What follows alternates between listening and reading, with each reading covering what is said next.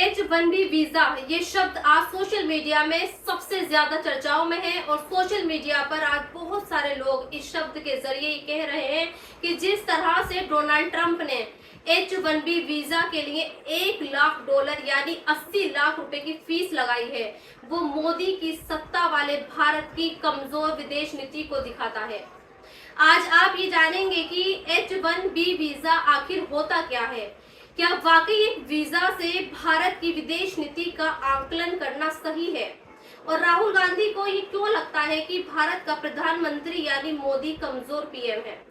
आज early morning खुद को मोदी के प्रिय दोस्त कहने वाले डोनाल्ड ट्रंप ने H1B वीजा की फीस को लेकर एक एग्जीक्यूटिव ऑर्डर साइन किया और ये कहा कि आज जो लोग H1B वीजा पर अमेरिका आते हैं या आएंगे उन्हें अब $1 लाख यानी करीब 81 लाख रुपए सालाना चुकाना होगा।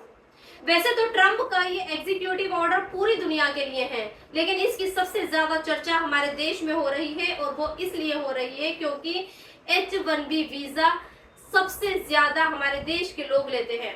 दरअसल H1B वीजा एक तरह से वर्क वीजा होता है और ये उन लोगों के लिए होता है जो अमेरिका में काम करते हैं। क्योंकि हमारे देश के लिए अमेरिका हर साल 85,000 H1B वीजा इश्यू कराता है, यानी अब इस ट्रंप के इस ऑर्डर के बाद अमेरिका भारत के लिए 85,000 H1B वीजा इश्यू कराएगा और इसके लिए हर भारतीय को 80 लाख रुपए सालाना फीस देनी होगी। यानी अब अगर कोई भारतीय अमेरिका में काम करना चाहता है तो फिर उसे हर महीने 6,66,000 रुपए, और अगर मैं आपको हर दिन का हिसाब बताऊं तो तकरीबन 22,000 रुपए आपको अमेरिका में रहने की फीस देनी होगी। आमतौर पर हमारी दिल्ली में 22,000 रुपए में शानदार 3 से 4 बेडरूम वाला फ्लैट मिल जाता है, लेकिन अमेरिका अब इतनी फीस सिर्फ एक वर्किंग वीजा के लिए लेगा। हालांकि यहाँ मैं आपको एक बात क्लियर कर दूं कि H1B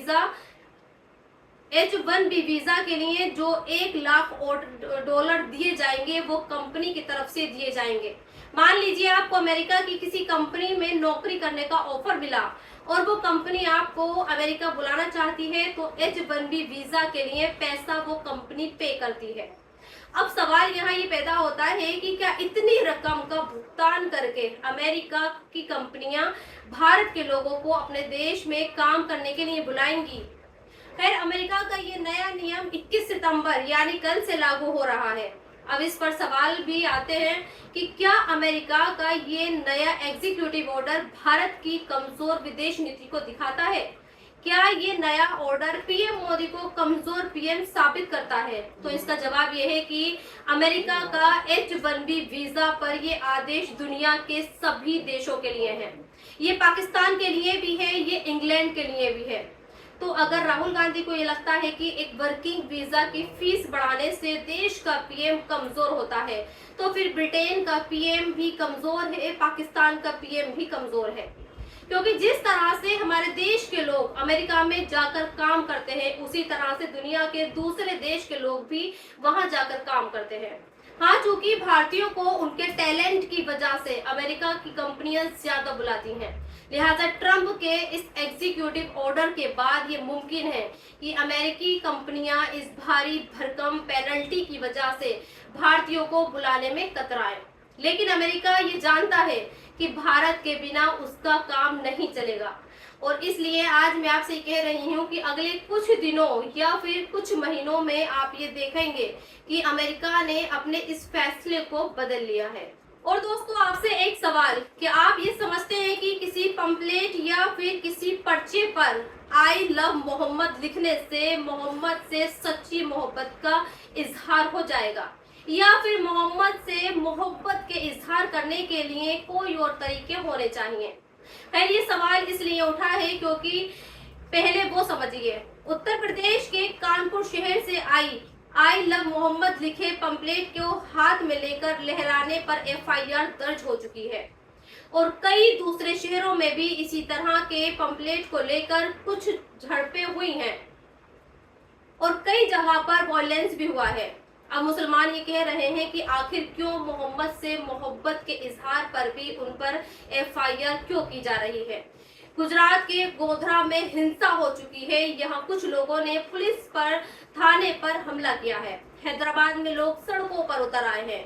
झारखंड में भी दो कम्युनिटी के बीच तनाव की खबरें आ रही हैं। दरअसल ये पूरा मामला 5 सितंबर को बारावफात के जुलूस के दौरान हुआ। एफआईआर में कहा गया है कि रावतपुर गांव से गुजरते वक्त जुलूस में शामिल कुछ मुस्लिम युवकों ने रास्ते में लगे हिंदू धार्मिक पोस्टरों को जानबूझकर डंडों से फाड़ दिया। 10 सितंबर को पुलिस को इस घटना का सीसीटीवी फुटेज भी मिल गई, जिसमें ये दिख रहा है कि मुस्लिम युवकों ने सांप्रदायिक माहौल बिगाड़ने के इरादे से ये हरकत की।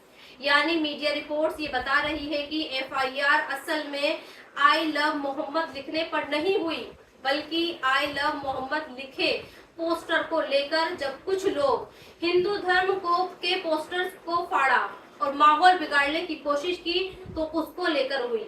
लेकिन हमारे देश की सोशल मीडिया कुछ नेताओं ने अब इसे पूरी तरह से मोहम्मद से जोड़ दिया है और वो लोगों को ये मैसेज दे रहे हैं कि कानपुर में जो एफआईआर हुई है वो असल में मोहम्मद से मोहब्बत का इजहार करने पर हुई है। तो दोस्तों इस वीडियो में इतना ही। आप भी अपनी राय कमेंट्स बॉक्स में लिखकर मुझे जरूर बताएं और अब तक आपने मेरे चैनल को सब्सक्राइब नहीं किया है तो प्लीज सब्सक्राइब जरूर कर दें। शुक्रिया।